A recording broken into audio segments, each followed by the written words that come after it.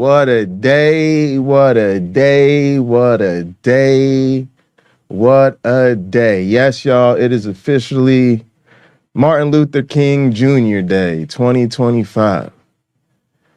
And it feels like it's one of the worst days in American history because it's the inauguration of the second term of Donald J. Trump.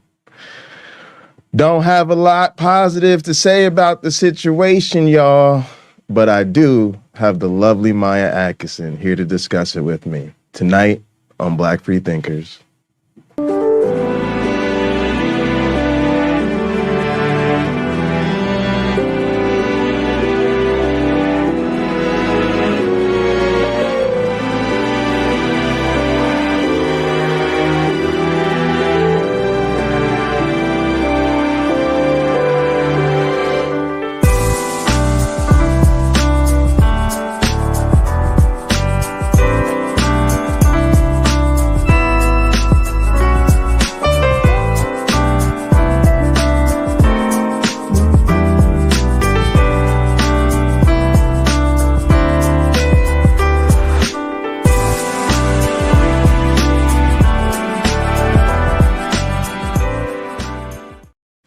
Welcome back to Black Freethinkers, everybody. I'm so happy to have the lovely Maya Adkisson with me tonight. If you are not already subscribed to this channel, you absolutely should be to catch us here every other Monday at 8 p.m. Eastern. And of course, if you want more for us, you can find me at Pocket Locker 86. And you can find Maya Adkisson at Maya Adkisson, and make sure you're there every Sunday night at 9:30 Eastern for Bad Science Sunday. Just congratulations, Maya, on creating a show that I could say is an institution in this community and is like destination viewing for people every single week, and is genuinely something different. It's genuinely like creative content that is like fun and enlightening and educating and entertaining and just the whole deal. Just still awesome. I don't know. I'm still getting used to it. Because for me, it just feels like I'm another like reactionary streamer, you know. Sorry, I'm hitting the wrong button. Yeah, but you found something. It's all about if you can find something and you found something that works and brings people a lot of joy. Yeah.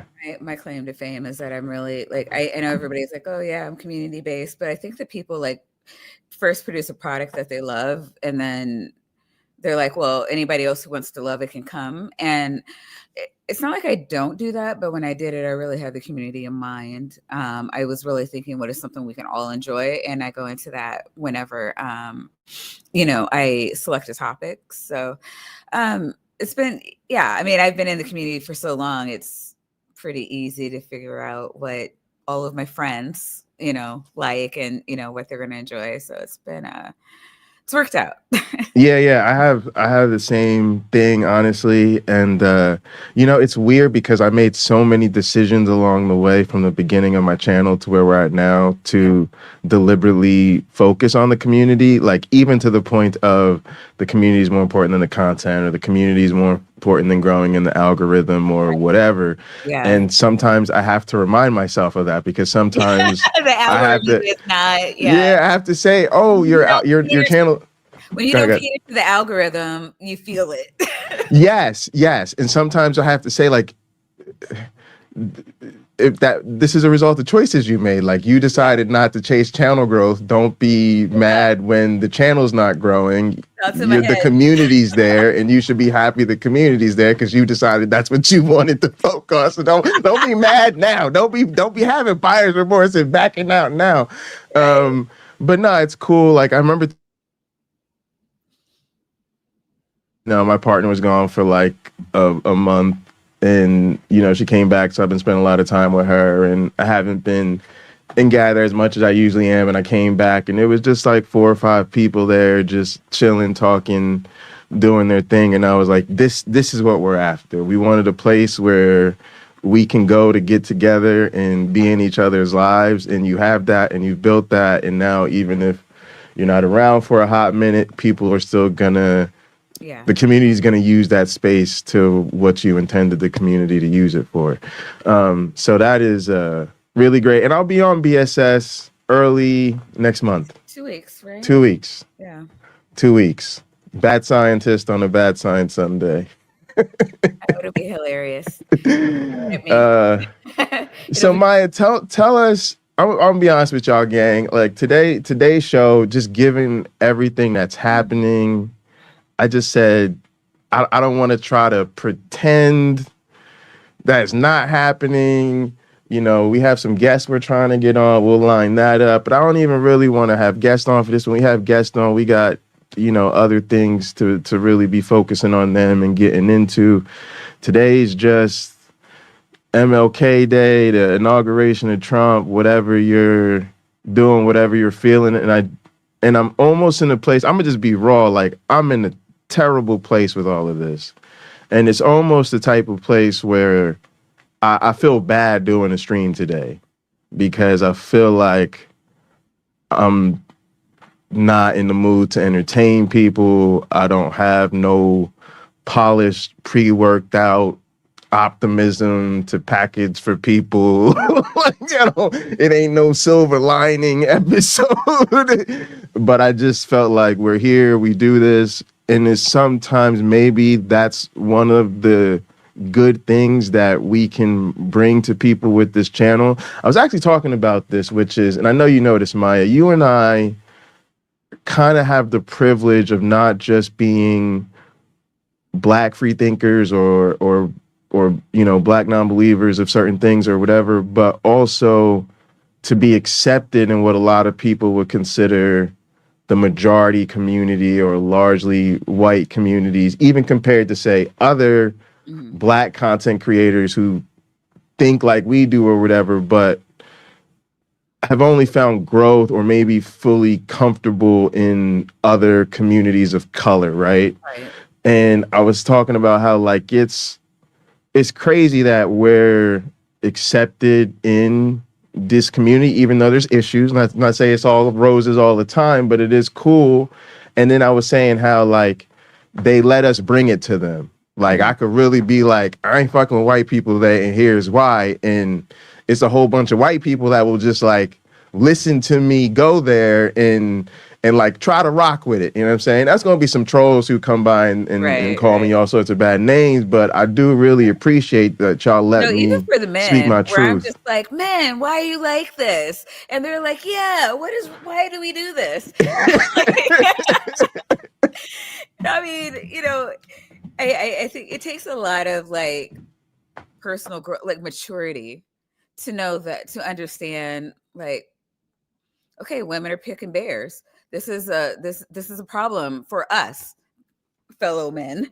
Like, Facts. they shouldn't have to feel like that. And I love that.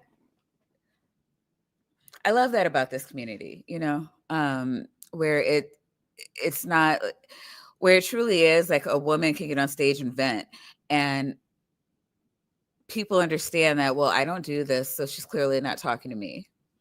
And they don't take it personally. And it's just like, let it all out. And I think that you don't realize, like, a lot of people think, like, well,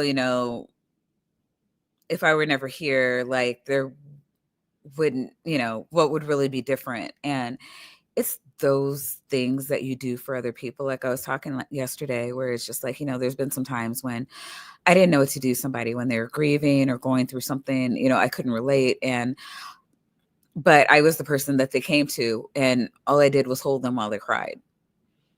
And you don't understand, like, just how insanely helpful it is. Or somebody can cry, just like be emotional without judgment.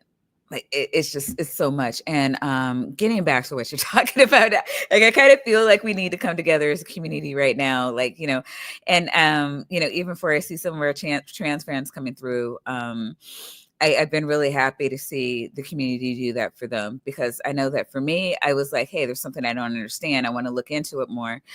And there were a lot of people that were a little late to the party, but I did see them slowly taking that path. And so now like what I see is like when people are having experiences that others don't know about, self-included, you shut up and you listen, and you know, you let them vent. And um I I love that, you know, I mean, and I'm saying it from like a place of personal gratitude, but I've also seen it through other people.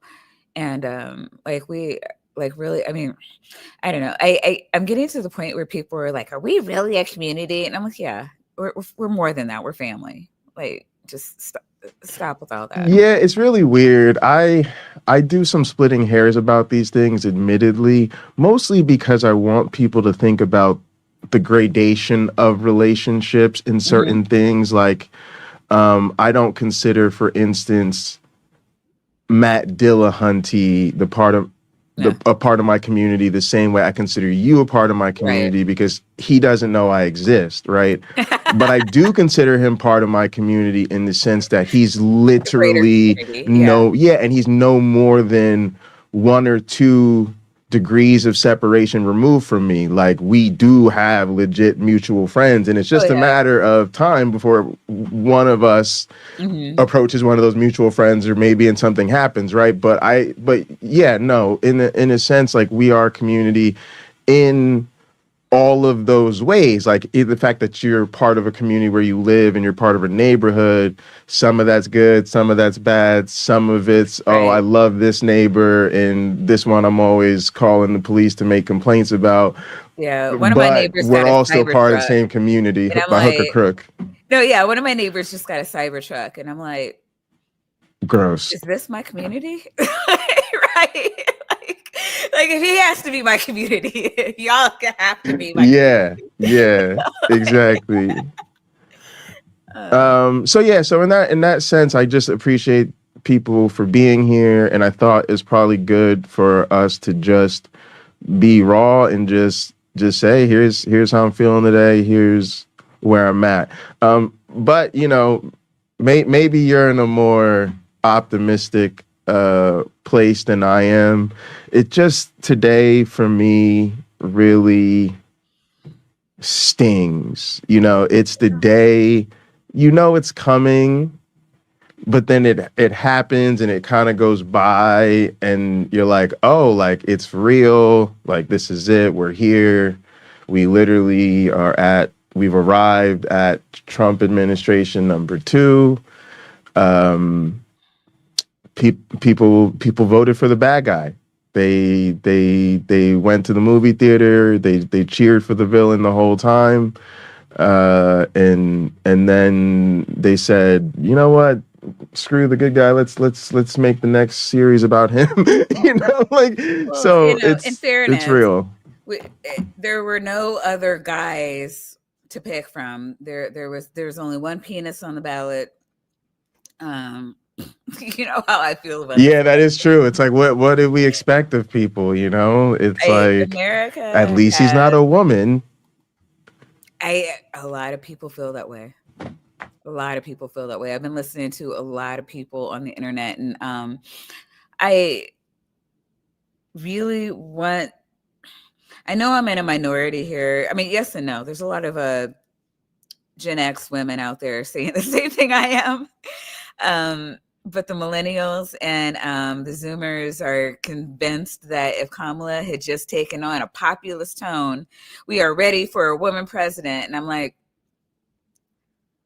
I'm not convinced, because you, me, and Stephanie were having a conversation and Gather before Biden stepped down, and like we were like screaming at each other. It's just like it's Biden. Biden has to stay in office because if it's not Biden, it has to be Kamala. She's the heir apparent. If she's not the heir Yeah, apparent, yeah, the yeah. Democratic Party will implode upon itself, and it deserves it because there's no other way to take that. And the country isn't ready for a woman. Me and Steph said that to you. You were like, no, yeah, the country totally weren't ready for, well, let's have another. Well, I don't know. I can't remember what you're saying. I was just like, Yeah, oh, no, I was just just let the like, penis it has to stay. It's too happen. late. He's not gonna win. We gotta Yeah. go. Let's do it. And I I, and I I stand, believed. I'm going to stand firm. He would not have won he would not have lost every swing state. I mean, I'm not saying he would have won. I'm just saying it wouldn't have been this bad. I don't know. I really don't know. Because what we're really trying to do is get people out of bed. So Trump kept all of his people, and then so what we're kind of quibbling over is the 10 million people that chose the couch. There's a lot of them, and they were former Biden supporters. And what's so interesting about that narrative, and you're making me think about this in real time, Joe was bad. And the way it looked at the time, it was almost like certain defeat against Trump. But the reality is, I don't know in hindsight if that's true. And what I also don't know, Mai, is here's what you make me think about that's so interesting. People are basically saying she dealt with an incumbency effect, right? She lost a lot because of him and not distancing herself from him. But what's so interesting is, that is true. One, she wasn't technically the incumbent. And now that I think about it, I think it was worse for her somehow than it would have been for him. Like they're saying like he was her biggest problem, but I actually think if he were on the ballot, some of those people who stayed home because of her association with him would have actually gotten up to still go vote for him. And I'm like, well, I don't know. I don't know what's going on. I don't think they're going. Yeah, I was wrong. I just got it. Yeah, I was wrong. Yeah, sucks. I don't know how it would have swung. I will die on this hill. We would not have lost Nevada. And with the dynamics in Arizona, Biden won because of the Hispanic vote. I think Kamala, I mean, and I'm just going to say it. Blacks and Hispanics were racist. We're sexist. We're both, really. It's, I mean, and I know it's like I want to say the demographic, but like the socioeconomic factor, right? Where we're generally the groups on the front lines. We've been redlined into areas with poor schools. We don't have the time, the education, a lot of time, the ability to like understand what to look into, where to look into it. Like you and I are uniquely privileged in that, like, a lot of the reasons that we can easily go in between groups is because we were forced to early on. We know how to, I mean, I know you hated being in schools with, wait, Jay, are you still there? Okay, sorry. I couldn't tell if you were. Yeah. I couldn't tell if you were frozen or not. I know you hated going to Catholic schools for, a lot of the reason I just kind of like checked out of like the whole, it was just like, I'm just going to be unpopular. I'm just going to like, I'm just going to read books, I guess. For sure. I just like, I'm not going to worry about the social aspect of it. And, I got through it. I hated, I hated a lot of it, but I didn't get it. I wasn't a man. So call you a man, you're a boy, you're a little boy, you didn't sure you got, and it's very different for girls. Being like not having a penis gave me a certain privilege with like I wasn't a threat. I was never conceived as a threat. I was only ever lesser than or not good enough. So a lot of the things that you got head on, I was like ignored and kind of like I don't know, like sidelined, I guess. So but I hear you, but it doesn't mean that I didn't still have to interact with them. And you get used to being the only Black person in a room. You get used to, learn how to have conversations that white people will listen to. And then you have to go home and deal with, the Black people. And so you just kind of learn how to navigate in between groups.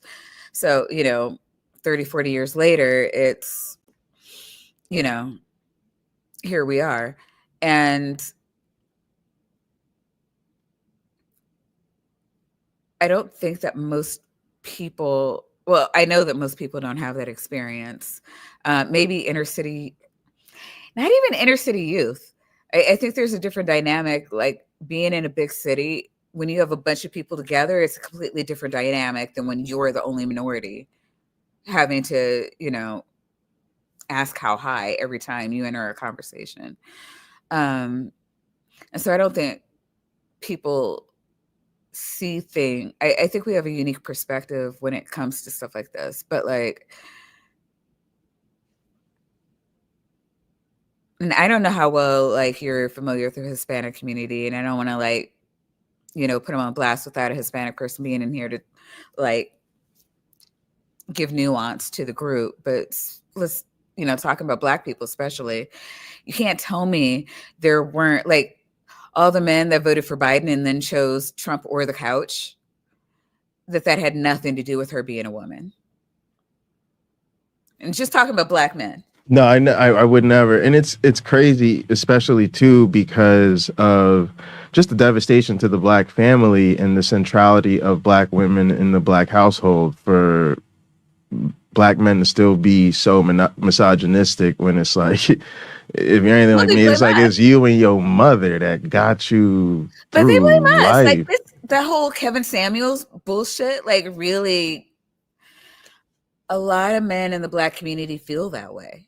Where it's, Black women, they, they're X, Y, and Z. They're always telling us how they don't need us. And the actual dynamics of what's going on, I mean, that could be its own stream. But, and then also like the history of the US that got us to this place could be its own stream. But here we are. And they've have been kind of successful at breaking up the Black community. And even though we regularly have to interact with each other, like something's going over their head where men are feeling like, oh, the women don't need us. And it's because of welfare. It's because of, I don't know, they're just mouthy bitches. I don't know.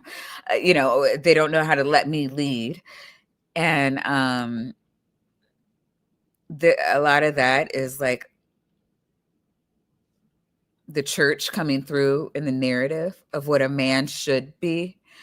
And then also Black women stepping up because the men just aren't there. So, I mean, it's, we're always good enough to raise your kids. It's been just kind of this really emotional roller coaster that, I didn't understand without a psychology degree. So I'm like, I don't know how to expect, like, a lot of people with like high school diplomas, like I still hear about first-time high school graduates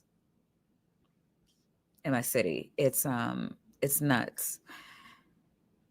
Yeah, that's insane. It says a lot, and that's what they're doing is listening to the Kevin Samuels types, and and I'm not saying, thank God he's dead, but it's that narrative that still permeates the Black community. And I'm sorry I didn't cut you off, but I wanted to make sure I was getting that through. Yeah, I was just gonna say education's tough because it's an issue of perspective, and I never know how to wield that sword properly. Like it's like I know I'm supposed to use my education to help others, yet at the same time I can't force others to wanna share my perspective or know what I know. I mean, it's the same thing with anybody else, but it's just I've just come to such a weird place. For instance, just the fact that like I'm a person who generally wants to know if I'm wrong, and if somebody has expertise that I don't have in something, I'm trying to benefit from that to be better at anything, and I have to be somehow, and that's actually part of what this stream is about. Is like I don't know what to do because I'm trying to stay present and be here and be part of the fighting the good fight. At the same time, I'm so exhausted of trying to educate people who don't want to be educated, trying to fight for the truth with people who aren't interested in the truth, trying to fight for people's humanity when people are blatantly not humanist, and beyond that, like genuinely not seeming to be interested in the well-being of other humans. It just becomes this weird thing where it's like, I want to do the right thing, but I can't spend all my resources and use up all my spoons with people who won't even share the meal with me. It's crazy. I love when you start talking about this, because I'm just like, I have a master's degree, you have a doctorate. So like, there's not anything I could tell you that's like going to be new news. I'll just leave you with this. You've got to get out of your own way.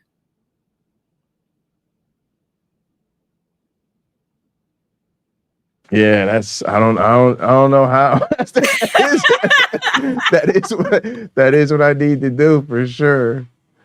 For sure. So I want to bring up something just because it came up or happened or whatever, but AR had dropped in the chat that the January 6th prisoners' sins are getting washed away by the golden calf. And yeah, I looked it up, and apparently Trump is already just like pardoned about 1,500 and basically the January 6th participants like in the riots. And it's just like the worst part about all this today was it was literally the gun going off at the start of the race where everything begins. And it's like, oh, actually his inauguration was just that signal, and already the reality is far worse than that situation.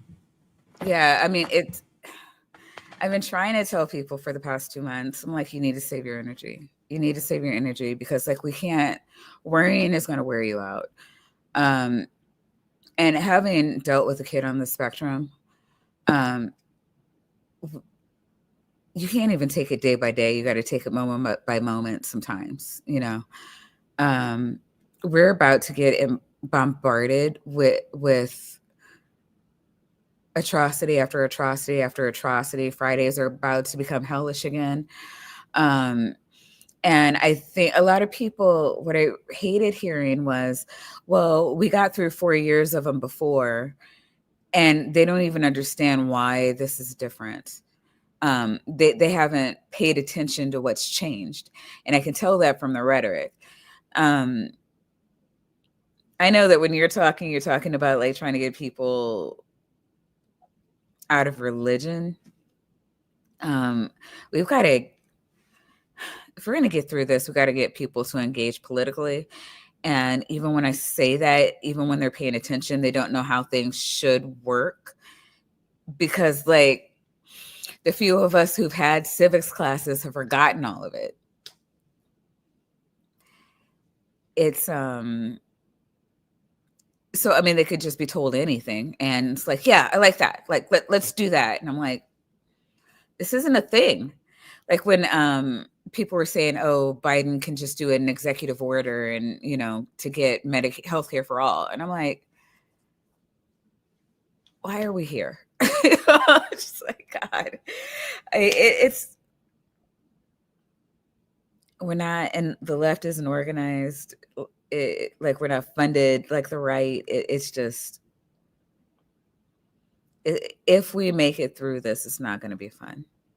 Yeah, it's a really tough time, and I don't know. All right, so I'm gonna say something that has been tough too. It's been tough for me listening to a lot of the coverage and the media, and the following opinion is in no way reflective of the rest of Black Freethinkers or Skeptic Haven. But it's difficult right now for me to hear this dogmatic optimism from white people, especially white men, when I feel like the patriarchal white supremacist system just screwed all of us and is like rubbing their noses and like thumbing their noses at us. And like you just telling us everything is gonna be okay is just a reminder. Well, for you, because at the end of the day, maybe this isn't as bad for you as it is for some of the rest of us, but it just doesn't feel great for me right now. And I'm like tired. I'm like, I don't want to hear this. I don't want to like because it's just this. Don't worry, the guardrails are gonna come through. The resistance is gonna be. I get it. So and I do, like, a lot of these people, they lived through McCarthy, they lived through Nixon, they lived through Reagan. Cool, I get it, but those all had guardrails. Those are gone for us right now. I mean, I don't even think they understand like how bad it's going to be, because like even if the right got what it wanted, it would then turn on them. They think that conservative and centrist white men think that, oh, well, they're not looking for me. I understand that the Third Reich was looking towards America when they started doing all their things, but can we also like acknowledge that they were othering white people? Like Ashkenazi Jews look like white people. I mean, they are white people. When there are no people of color, they turn on themselves. And like it's when they're coming after women, they are coming after you. They're, trying to tell you how many, you can't have contraception in your own marriage. Like, how is this not them coming for you? Or I don't know. First they came for the socialist. Those were Germans. I don't like, not even Jewish ones, like necessarily. Like first they came for the socialist. That's facts. I don't know why white men are living in white men who are living in a comfort zone are doing so in faux comfort. It's crazy, especially those dudes. You're on the left. Like, what are you talking about? This man is like promising retribution against you. If you're an atheist, what are you talking about? We're in the middle of a Christo-fascist takeover. Like you said, if you're a woman, if you're a woman, I'm sorry. It's not just your bodily autonomy was taken from you and they called it a victory for God. But the same way a woman, a young lady has an affair with the pastor and everybody shames the woman and tells the pastor, oh, we love you and we forgive you. Yeah, they just took the sexual predator and child essayer and were like, yeah, let's make him the most powerful man in the world. I repeat, let's make him the most powerful man in the world. How can you sit there as a cis man and say, this is all good, don't worry, there's gonna be some checks and balances, we gonna be all right. We might end up being all right, but I don't know how you could literally look out on the world and what's going on and say that to people sincerely, like you must not see what's happening. And then I just think to myself, must really be good to be you.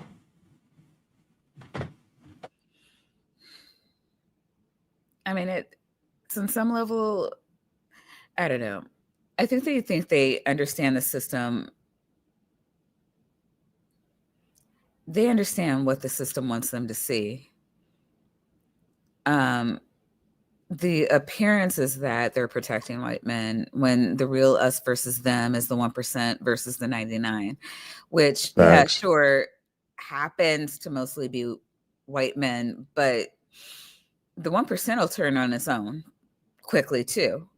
Like they want each other's money. They're all vying to be the richest man in the world. Very true. No one is safe. No one is safe.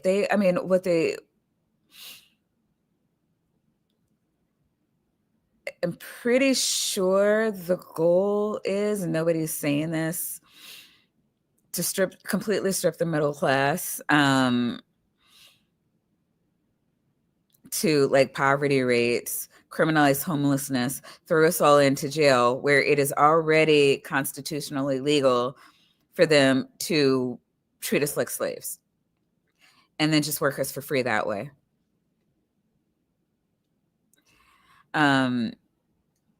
Nobody's talking about this. Maybe I'm out of line, but it just, the way things seem to be going, I mean, I don't see how that's not like Project 2050 or something, because man.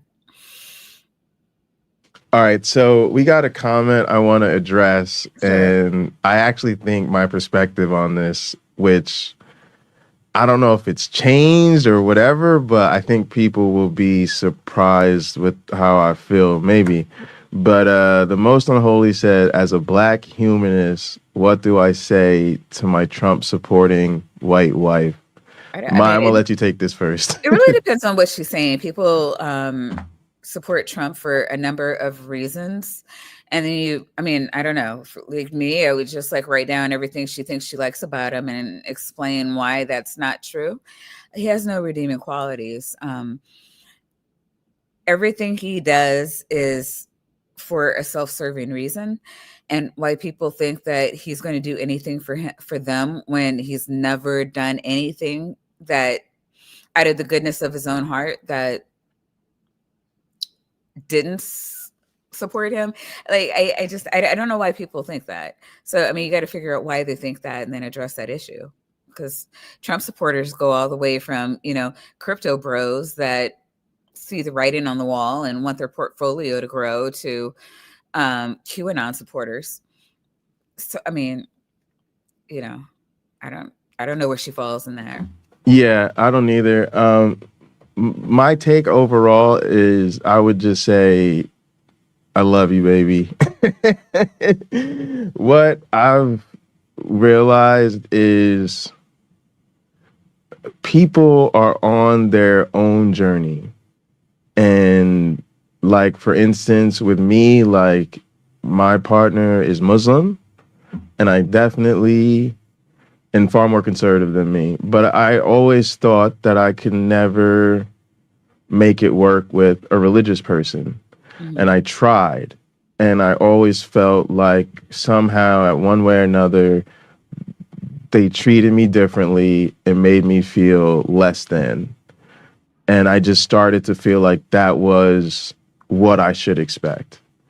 And my current partner, like, does not make me feel that way at all. And so it's a very different situation. But I'm constantly having to remind myself she's a different person from a different part of the world, from a different culture, on her own journey. And so we both give each other that sort of, your position, because of how much I love you and trust you and know all these other things about you, is a valid reflection of where your journey has taken you thus far, and mine is for me as well. And so it's sort of, I know that might sound crazy to people, but it's very different than this fuckface apologist on the internet, this dumbass public political figure. Yeah, I might think that, generally speaking, support for Trump is beyond the pale. And to be honest, I don't have a lot of Trump supporters in my life, and I don't necessarily accept the idea of Trump support, just like I don't necessarily accept the idea of Islam or Christianity or any of these other religions. But when you do have someone in your life that you love and they're part of your family and everything, you just have to have a different sort of grace with that person, just like they have a different sort of grace with you, because you're in each other's lives for so many other reasons. And then the one thing I try to just do is I try to keep the door open to influencing each other. I try to, it's never, baby, I'm going to change you, or we're going to hash this out, or I'm going to prove to you I'm right. Change her. No, you can't just let this ride. But your children, I mean, okay, if he's a black person married to a white person, that means his kids are black. He owes them. And I'm just seeing now he's saying he has 4 kids. Like, you owe That's them. crazy. No, like, no, you owe your children. Like, if you're going to stay with your wife, like, she's got to help you fight the good fight. It's an uphill battle. We need everybody we can get. I'm reading it. Divorce crossed my mind, but I would never give that out as advice to someone who's not being cheated on or beaten. However, I think, I joined the masses on TikTok and stopped, what do you call it? Updating my personal Facebook feed out of solidarity. But So when if I real quick, okay, when yeah, I was on there, I want to say maybe around this time last year, I was making like a bunch of pro-abortion memes. And this girl that I went to Catholic school with started with you just want to, unalive babies. And I'm like, I don't even know where you're coming from with this, because like you know who I am. And then so of course people in my feed start like ripping into her like the crazy person she was acting like. But when I explained to her that, the primary function of the abortion fight is to preserve the procedure, the DNC, which saves lives every single day. And there's no way to tell, an abortion as she's thinking about it from a miscarriage. And we need to just let doctors and women have that conversation and make that decision. And our lawmakers need to step aside. I think that it was different coming from me because she understood how I wasn't just a stranger saying words. It was like me, and I knew her, and she understood where I was coming from. So the conversation hit different than it would have just 2 strangers on Twitter. You know what I mean? So I say all that to say, when it's you and your wife, I think that there's conversations that you can have that are going to hit different than if a random stranger had it. And no one is going to know that better than how to have those conversations with her than her husband. Maybe your sister or Ron, but like certainly you're up there. So, if you can, you owe it to your children of color to try. And at some point, she's got to understand that she's supporting people who want to harm your kids. You got to get that through to her. She's never going to not be their mom. You owe that to them.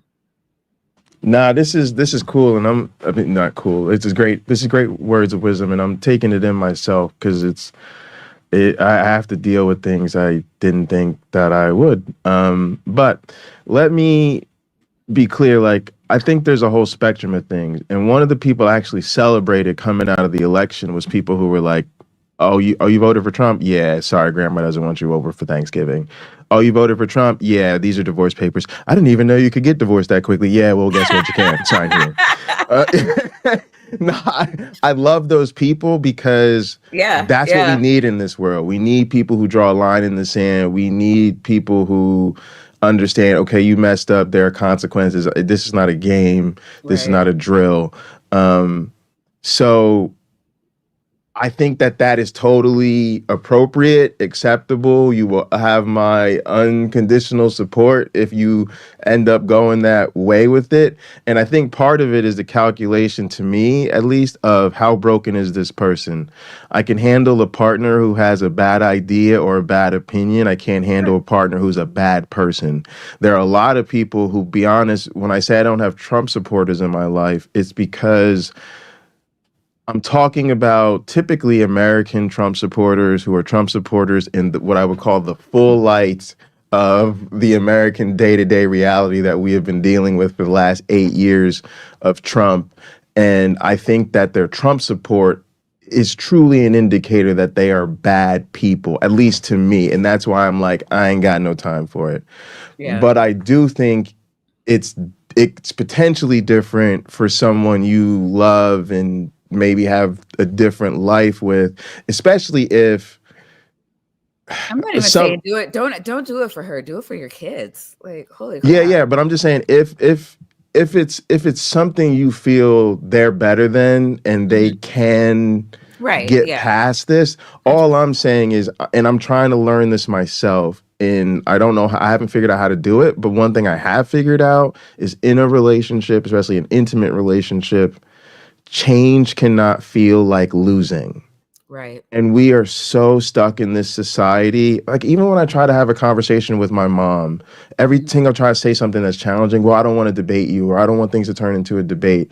And it's like, it's someone, I hate to say it, a lot of times it's someone preemptively saying, I know you're right, but you're challenging me. I don't want to be challenged. So it's like, and it's like, we've just got this thing where like people hate to be wrong. They hate to be told that they're not on the good side or whatever. And so I really think for me the key is like trying to establish mutually that we should influence each other, and Mhm. that influencing each other is a good thing. Hey baby, if I have really bad spending habits that were like hurting our family, but let's say I was raised to have certain financial priorities or spend my money a certain way, would Mhm. you want me to just stick to my guns, or would it be better if we sat down and talked about what's good spending habit, what's good financial decision making, and then I was willing to change how I spend money to right and get your partner to really like understand like, oh, it's good if we influence each other, and that should open the door to us being willing to change, but not necessarily because we're trying to change each other. Because as soon as somebody thinks you're trying to change them, they're gonna resist. Yeah. And then you can't win because they can't be changed anyway because they're resistant, and resistant people won't change. So it's like, to Yeah. me, I'm just saying like that part has to get going first. And then to me, then you seek to be understood. Mhm. It's Mhm. not you're wrong for believing what you think. It's I just want you to understand why I think differently. You don't have Right. to agree with me, but I just want you to be able to say you feel this way because of this, that, and the third. Now you got two things. Now we should influence each other.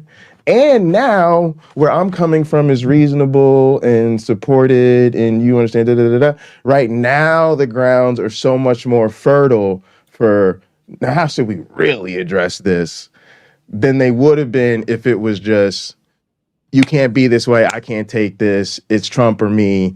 Mhm. You see what I'm saying? Yeah. That's all I was trying to do is be like, because you really do find yourself in this. In my, we know there's a lot of people in our community who are still married to Yeah. married To to believers. Yeah. believers or married to conservatives, right? And Mhm. we all know like some of them just couldn't do it anymore, but other people are They're working through working it and through for making the it kids. work. Yep. Yeah, yeah, And I kind of feel like today could be a call-in show. God. Yeah. yeah. We'll do. Yeah, we got to get those going. That's a great Dan did idea. so. I don't know if you saw that question. Will U.S. citizens initiate an exodus if they are unhappy? How will the rest of the world respond to an exodus of U.S. citizens?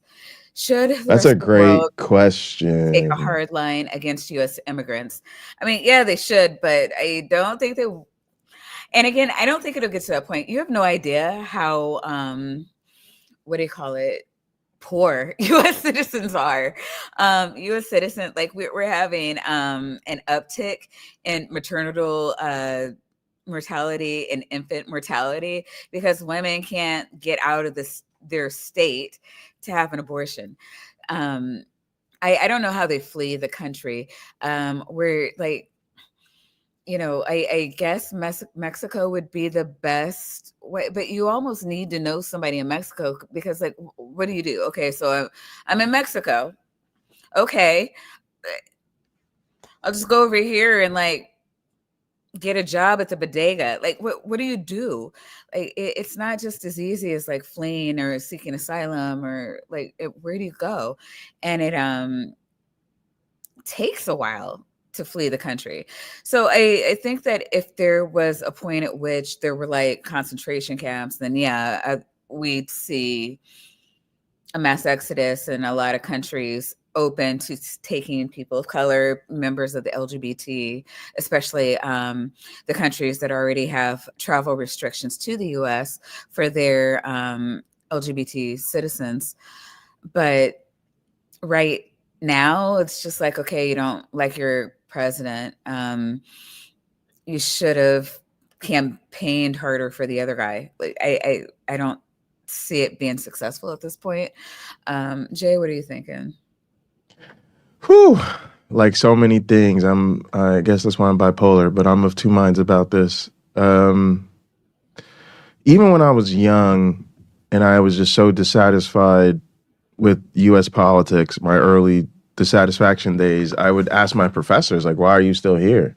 Like, you're smart, you got a PhD, you make good money, like, you could be out of here and live somewhere where things are like you want them to be. And they would say things like, this is my home, and I'm going to stay here and do what I can to make things better. And I admire people who are committed to making America what they want it to be. At the same time, I don't think you can ask people to stay in a dysfunctional, unhealthy relationship just because one day the person might see the light. Like, you're asking people to sacrifice their lives or their quality of life. And I think that's an unreasonable request. That's something that somebody has to freely choose on their own. But for others, I think life is so short and so limited that we all owe it to ourselves to give ourselves the best lives we can. If that includes staying in a place that might not be up to snuff and fighting to make it better, so be it. But for a lot of other people, hey, I just want to go somewhere I'm safer. I just want to go somewhere I'm freer. I just want to go somewhere I have more economic opportunity. I just want to go somewhere I'm not embarrassed about what, is going on with my tax dollars, whatever it might be. I think you go ahead and make that decision. I think two things have to you have to be prepared for. One, you got to be prepared to really make that statement, like really go there and really do it. But you also got to be prepared for it might not be baby, please don't go. It might be hate to see you leave, but I'd love to watch you walk away. Bye, Felicia. And sometimes, like, that's how I feel. Like, that's when I knew when I say I'm not a patriot, I'm not a patriot. I knew that, like, there was a time I knew I wasn't like a regular proud to be an American, because I was like, I'd be out. Like, I would just dip, and who cares? This country is just used and abused people like me. I'm sick of it.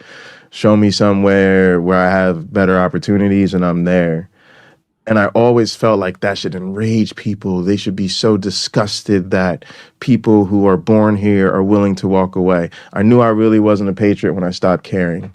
When I realized if everybody like me dipped and all the Trumpist MAGA people would just be like, bye, see you later. This is what we want. America's now all ours and we can have it to ourselves. And I'm like, good, cool, see you later. You can.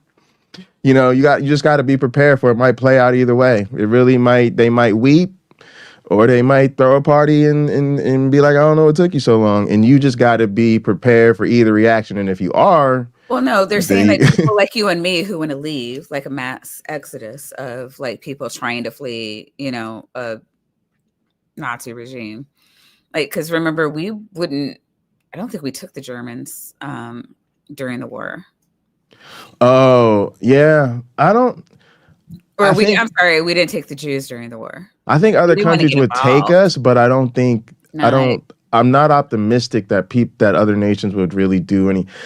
I don't think people would. I think people know, at least for the next 4 years, trying to pressure America into doing anything, especially as a foreign nation. Okay, no. Yeah, help me understand better. Unhappy citizens. Yeah. That want to leave en masse. Yeah.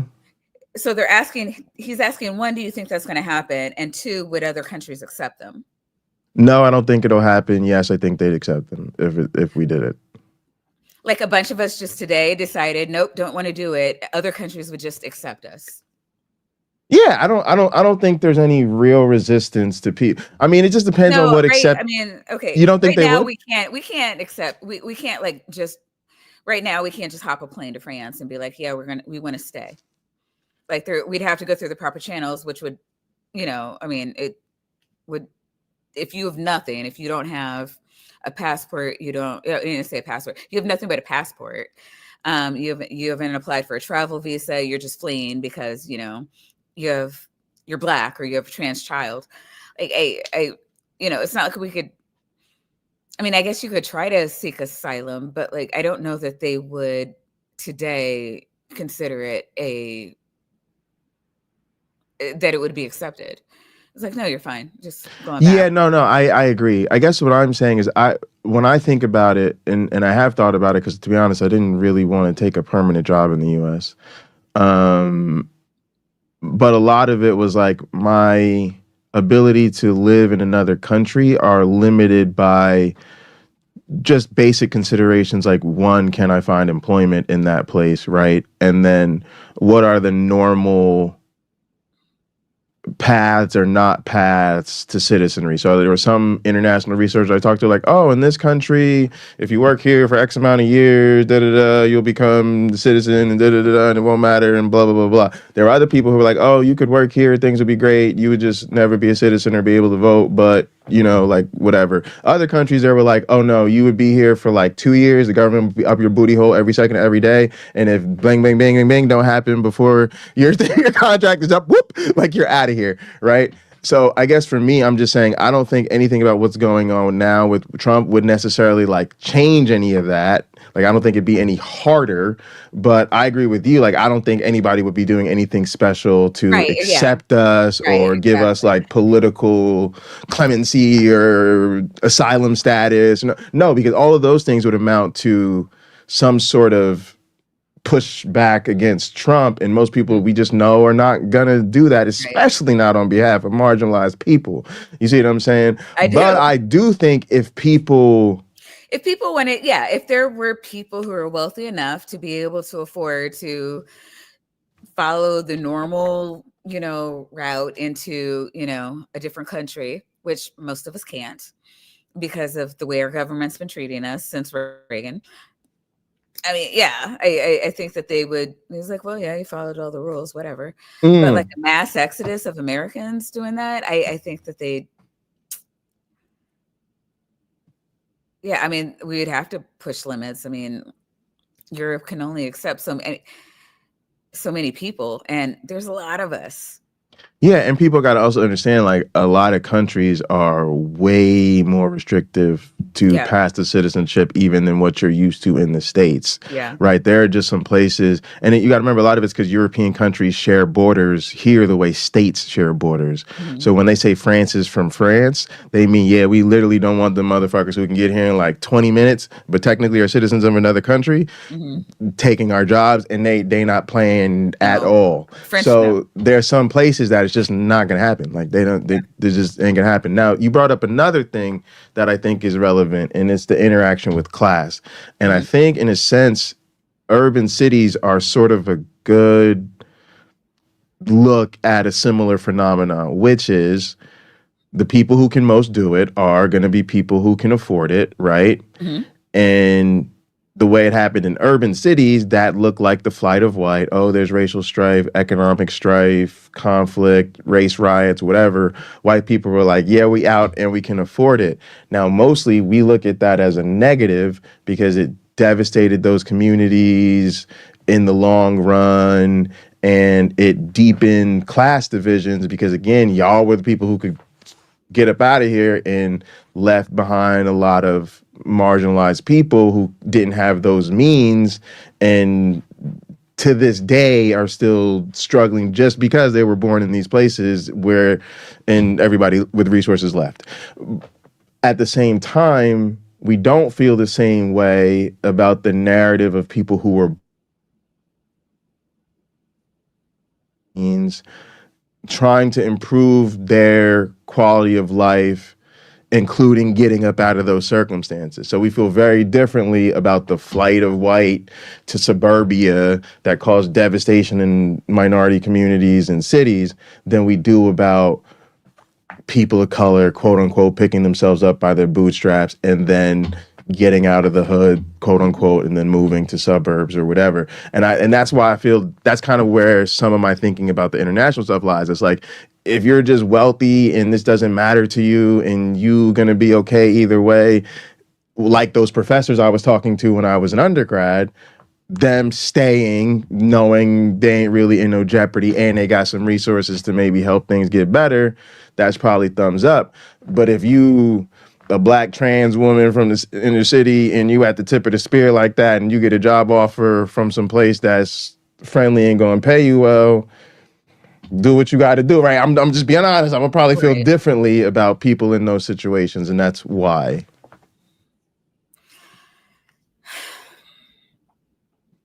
We'll see. I don't know. I mean, it's even hard to be a doomer because, like, I'm so pragmatic, but practical, I guess. I need to know what's happening because with the last Trump administration, like, I'm not. I couldn't. My brain just wouldn't go there, like, to say, you know, well, we should brace for this, we should brace for that. It's hard to say what are they going to try first. You kind of got to buckle down and figure out what's going to happen. And I don't know. The last time we had camps, the Supreme Court said, hey, this is A-okay. So there's a precedent for it too. So I'm just like, all right, let's Yeah, that's tough. That is, I mean, there's a lot of impending realities, and like even this January 6th news, like, ugh, it's rough, y'all. Yeah, and then KW's like, I feel like a small conspiracy theorist, but I'm scared that anyone with an F by their name, like a woman, isn't going to have jobs by the end of this. Is going to have what? Jobs. Oh, like won't have jobs. The ability to work, yeah. Yeah. Yeah. Ugh. I don't know that because women have always worked in the U.S. And I think with the way the past gets mythologized, you think every woman worked from home, and I can't remember the stats on that, but that's not exactly what happened. There were a lot of women, even white women, that were especially, that weren't working. And there were a lot of unmarried white women. And, you know, so there were women in the workforce. They just weren't very high up. And there's another question that I wanted to see. I can't remember where I saw it.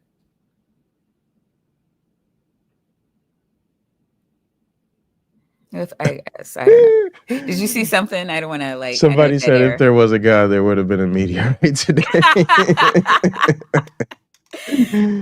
God! No, seriously. I'm just like, we failed. Like, where is he? It's like it just kind of feels like utterly failed. You know, it's like game over. You lost. Like.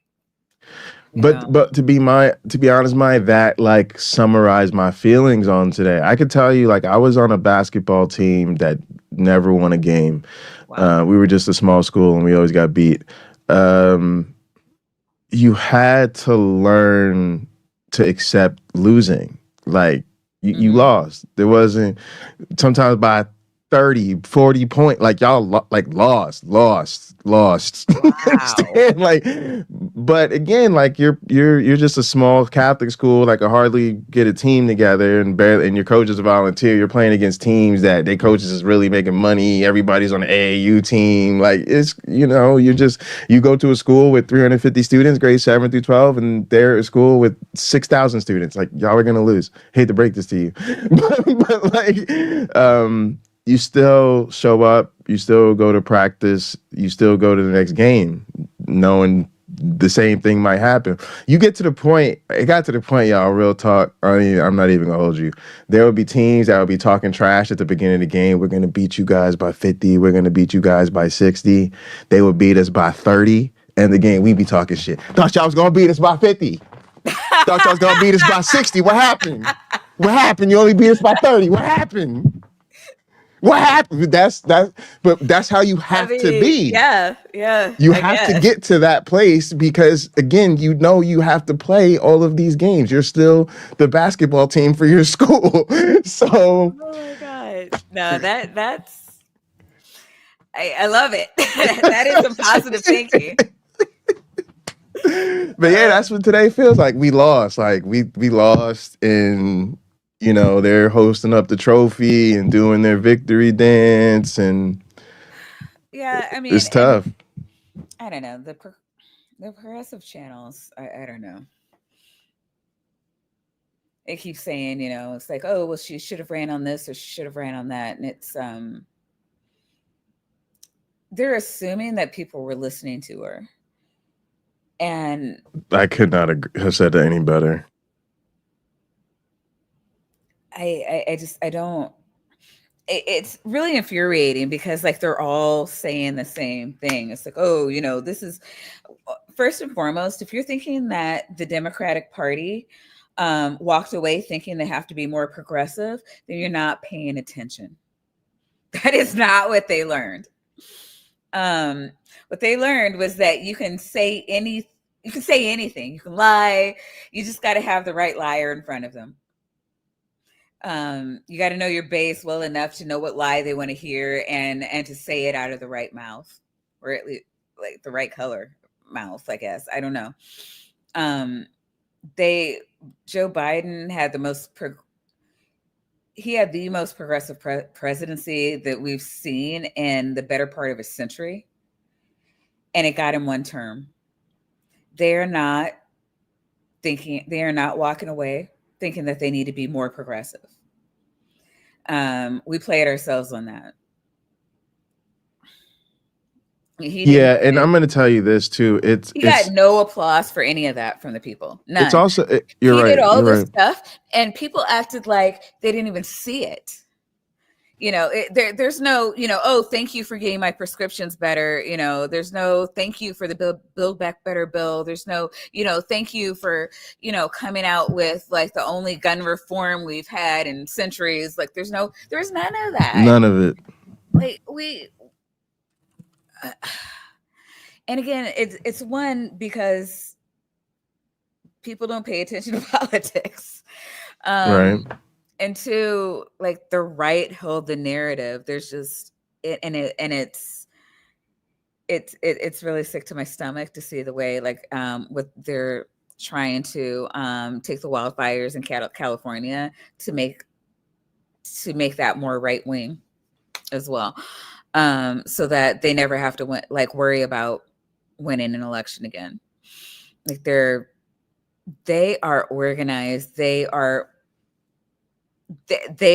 plan long term, and we're just like, well, if I don't get my one issue, you're not for me, and I'm not going to vote. I'm just going to sit home, make you work for my vote. How? When there's not enough of us left to vote strategically for anything other than Republican, how are they going to come for you? Like we're not even thinking straight at this point. I don't know, like, and that is really my like where I get doomerism with it. Like we're just, there's no organization, there's no, like, not in a meaningful way, not the way that the right has. You don't see leftists swooping in to buy up neighborhoods so that they can promote black businesses or whatever. They're just trying to they sweep in and destroy, and let's come in, let's either buy up all these houses or price them so high that minorities can't get them, and so we'll essentially redlining us, redlining us, and then they'll gain enough power to redraw districts in their favor, and then that's it, and this is they have a long game. We don't. We just don't. I've been looking for it. I see that, and every time I look for long game, I see what's going on in the right. And we're just screwing ourselves. I agree. And, you know, part of the frustration, I've been so frustrated with the left too. And, you know, a lot of people in our audience may know, but it's just like Trump had Elon Musk, a billionaire, get on stage and say to people, things are going to get painful. We're gonna have things are gonna get more expensive. Your wallet's gonna have to hurt a bit for us to do what we want to do economically. Kamala Harris got on stage and said, "I'm gonna ban price gouging," and then people said, "Yeah, people voted for Trump because of the price of eggs." Yeah, okay. But like, you know what? Like, and people don't realize like. If you've had an I've heard people talking about like the overdraft fees, or they were talking about capping like credit card fees, and like, I mean, just they also like, I thought that being able to get my money back on an airplane, like I've never been able to do that, like ever, since I've been buying like 25 years I've been buying airplane tickets now. Like, you know, if you don't get on that plane, whether it's your fault or theirs, you get credit. You don't get your money back. You can't go over there. You know, it's like, you can't take your money and go to you have to use a third party like Expedia and then pay them more for a refundable ticket, and it's still not going to be refundable the day of. It's like if you change your plans a week out or something like that, maybe. It's like, Delta is like, well, our pilot isn't here. I don't know what you do. We can't get the plane off the ground without a pilot. Well, American has pilots. Like, I want to go over there. Oh, sorry, your money's over here. Like, that he turned that around. Like, I mean, like nobody. I mean, just I don't know. But it was that way. It was that for nothing. Yeah, and my thing is, it was that way on so many issues. You know, people even, I hate to say it, but I'm gonna go there. People they're now coming out with a new analysis. Oh, if she'd have just distanced herself more on Israel, Palestine. Again, was she perfect? No. Did she say what I wanted to hear? No. But Trump. You know, the right wing, again, they all fly Israeli flags in American capitals in their office. Meanwhile, Kamala said she supported a ceasefire, a real one. What did we get? We got Trump and Netanyahu. I was just kidding. So it's to your point though. It's just, don't even say these things, because all they prove is that you were not listening to her either. Right. You weren't paying attention to what they did. Or what they said. Right. Because to say, oh, you know, Trump, you know, he sold, you know, like I think they're saying he was more believable, but like, again, that's an issue. It's not a Kamala issue. And another thing was like, they were saying, like he ran on like economic fears. He spoke to them, and I'm like, and they didn't. Like I don't know. Trump was in office, did nothing for the people. Biden was in office.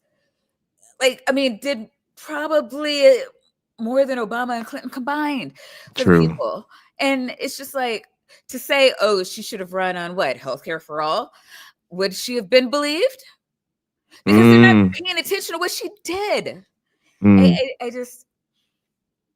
I'm so mad at like, you know, for a solid week, I started, like, every time I went into a chat, I was just greeting everybody. It was like, I hate everyone. And I think people are just like, okay, Maya's mad that Trump won. And I'm like, no, like, it's not even about him. It's hard for me to be mad at him per se, because he's doing what we let him do. I am so furious with my countrymen. Like, if I weren't in a state that voted 90% for Kamala, I mean, like, well, in the area did. We have some very red outliers of the state, but like in my area, you get it's like it's at least 80%. It was over 80 actually. But like, if I didn't do that, it's like, okay, you're more than likely punching a Kamala supporter. But if it were 50-50, I'd just be like, you know what? At least some of y'all Also, like, deserve what is it. Trump It's supposed to just do if you're in crazy. Trump's position and you're not grifting Yeah. off the government at this point? I don't know what you're doing. It's like, so wait, so what you're telling me is if I do things traditionally and I leave the economy backed by the gold standard that's held at Fort Knox, yeah, there might be some long-term stability, but I will make $0 personally, or I could just turn the U.S. Mint into this Trump cryptocurrency over here, and you'll say I'll make $13.4 billion overnight, but it's an official act, so I'll have immunity, right? Oh, okay. Well, what do you think he's going to choose? What do you think he's going to No, choose? yeah, that's a great point. And at first I would do realize what I just said, and I wanted to put out the disclaimer that Skeptic Haven does not advocate punching people who might be Nazis. No, we don't. We Um, don't. but so what she said, yeah, I don't. There's not a lot of people who wouldn't do that. Like, I mean, I would love to say that I wouldn't, but like, I can't think of a lot of people I know where it's just like, okay, I can just take this cash and run and nobody's gonna stop me or do anything to me later. Seriously, Yeah. What? and that's what I'm saying. And this is no, you're here with me because I'm just like, this is why I'm like, it's hard for me to be mad at Trump. Like, yeah, I understand he's doing all the illegal stuff, but it's just like, Gang, I didn't rob the bank. You think I retired with all this money from robbing banks? No, no, no. They opened the vault for me and asked me if I'd like to help myself to it. I said, sure. yeah, we believe Jay. We believe Jay. We're gonna vote you out if you say that you don't believe Jay. Like, I don't. Yeah, I mean, it's just like it's like easier than taking candy from a baby. I don't. I don't know. I mean, but yeah, and that's just where I am. I'm like, we need like major reform, just within the political system. I mean, like a complete overhaul, and I don't see any efforts being made to do that right now. I'm hoping that people get radicalized rather than deflated the next few years. But Yeah, I'm feeling pretty deflated today, and I think I just probably, need a couple days to accept the current situation and get back to it. But yeah, I'm feeling incredibly deflated today, even though I know in the long run, my commitment is to resistance. But yeah, there are those days where it kind of feels like you're licking your wounds. I mean, yeah, no, we're definitely doing that. And the thing is, I wouldn't even mind that. Like in 2016, it felt invigorating because I could actually go like the very next day I saw people from like multiple cities just pouring into the streets. Like just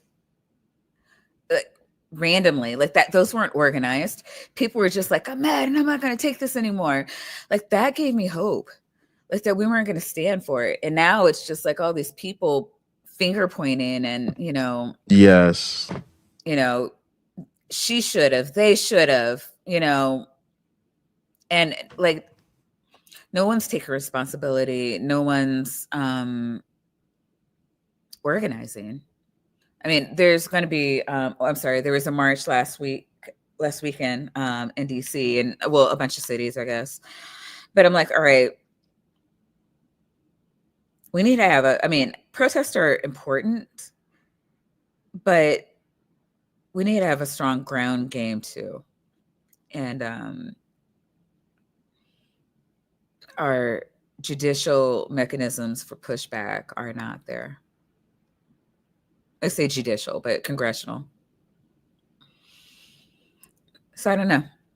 It's good to see that it's good to see that there were some demonstrations, some anti-Trump rallies and a gathering before his inauguration and stuff. So, I have felt, especially lately, like people just haven't had the energy, like with his sentencing and stuff. It's like we're we so realized that, like, I just think there was a real period where we were optimistic there would be some accountability for Trump, and then when there wasn't, I think people were just totally like, oh yeah, we feel kind of foolish for expecting anything better, and so people didn't even protest. Like, it kind of felt like confessing you were dumb enough to think something was actually going to happen to him.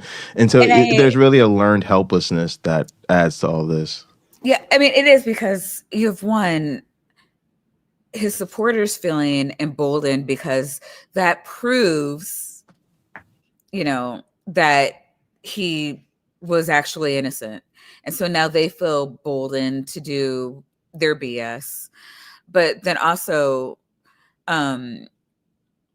what's actually going on behind the scenes is that the 1%, the same thing that happened to Trump is the same thing that happened to Luigi.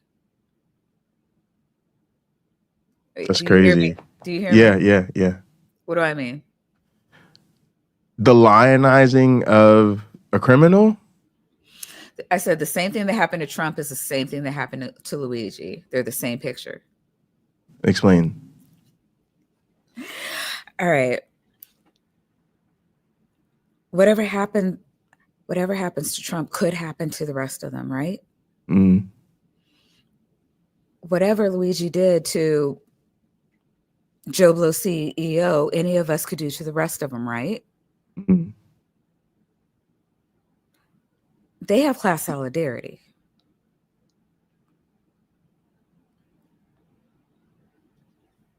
Yeah, they do, and we still don't. Later. This is all the same thing. Trump couldn't go to jail, not as long as we're rich people are paying people off, because we can't have that precedent of the royal class, or the bourgeoisie, if you will, being held accountable for their actions, because they know that there's two different systems. Yeah, and just like they can't have anybody in Luigi's situation getting away with that, because then that would signal to the rest of us that yeah. It would be a break and rank. No, it's almost like a oh God, what's that book? That one where they pit the poor people against each other. History? It was a movie too. History, I know, right? No, where the poor people had to like fight and like to the death or whatever, and then was a Catras? Or like Hunger Games or something? Hunger Games, yes. It's kind of like a Hunger Games, where there must be this example made so that the rest of the poor people know their place. Yes, thank you, obnoxious octacoup. Sorry. And that's what this is. And like people, I don't think that's being truly appreciated by many outside of like the anarchist. Yeah. And the billionaires. Oh, them too. They're on board, and I see that so much, where people, I hate to say this, but there are a lot of people who I consider honest Trump supporters, and their rationale was literally like, I'm a millionaire, that's why I support Trump. Okay, I'll give you that. It was like straight up. It was like, I don't want to pay more taxes. I know he wants to keep rich, powerful people like me being rich and powerful. That's why I'm voting for Trump. And it's like, oh, okay.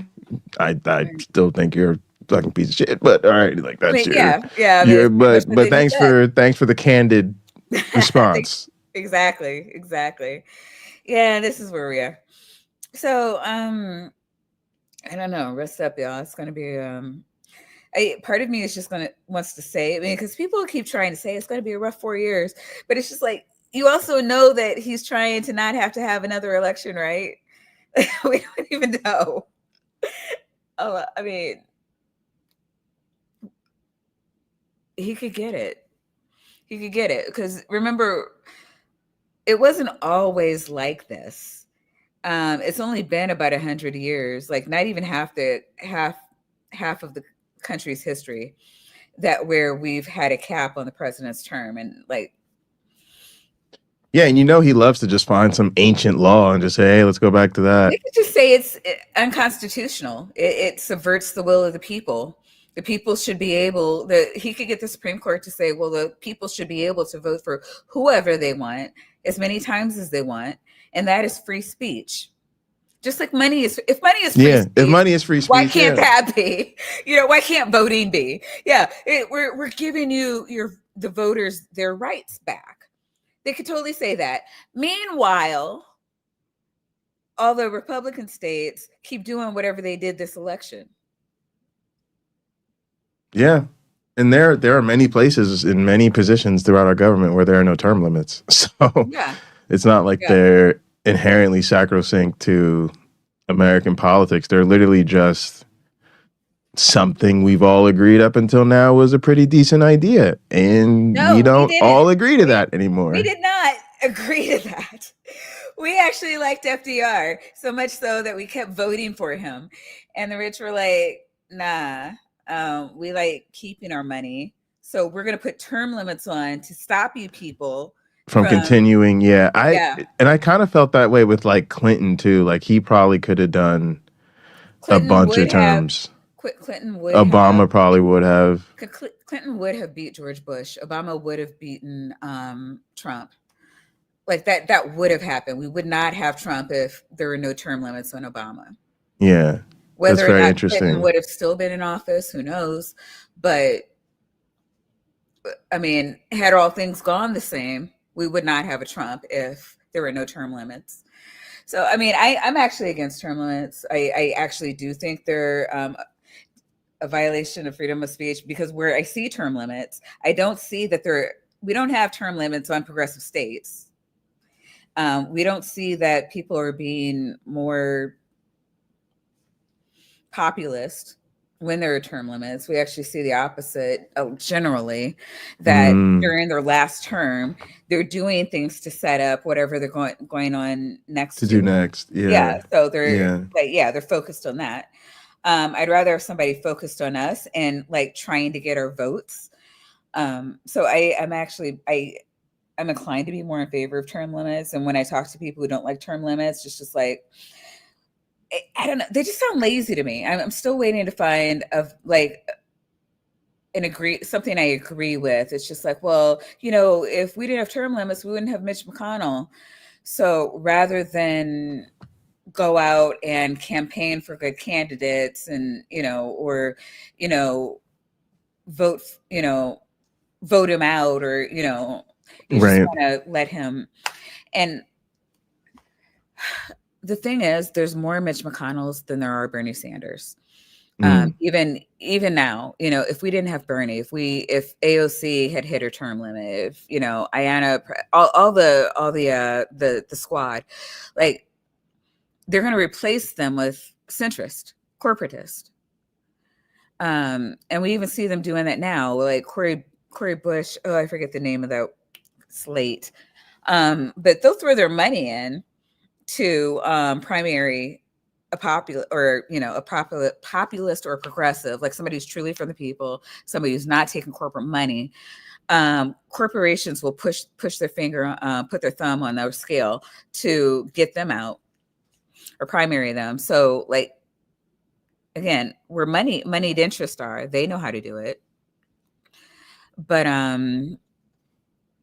like, we don't see it. We, listen to talking heads say, hey, this is a great idea. And we're like, oh yeah, that sounds great. I think I'll vote for that. Or I'll co-sign that. And then but people don't think things through. It's just like, what is the logical conclusion to this? There's way more people that can be bought off than people who can't to get into politics. So I'm just not, I don't know. For me personally, if we can find, those few people that managed to make it into where's Mikey's link? Mikey's 2 hours late. Like Mikey's link is in the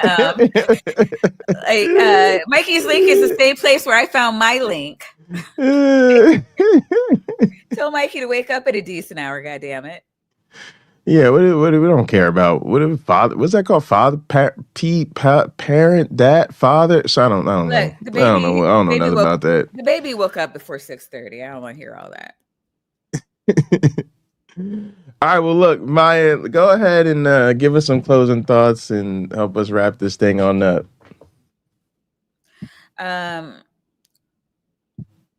don't know. Like, we're fucked. I mean, I'm not supposed to say that, am I? We're screwed.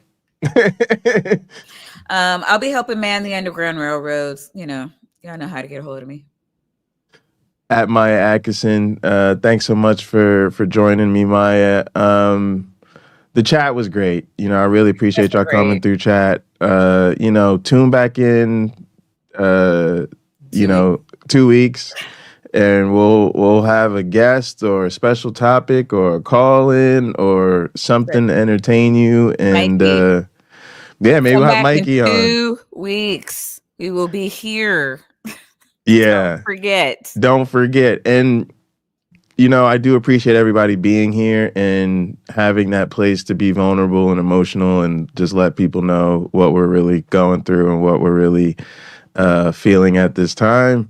And the next 4 years might be rough, but I do genuinely feel gratitude to have this community and that we have each other and that we won't have to go through it alone.